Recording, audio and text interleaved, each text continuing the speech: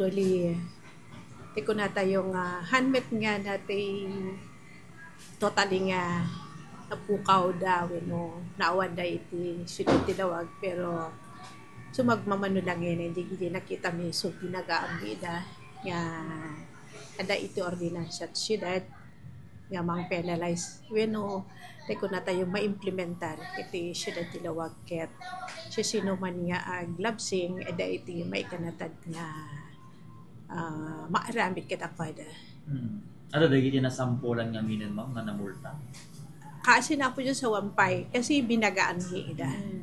Nanarigat met nga immediately nga we will be apprehending them, babayan iti tulong iti Philippine National Police ken dagiti traffic aids tayo.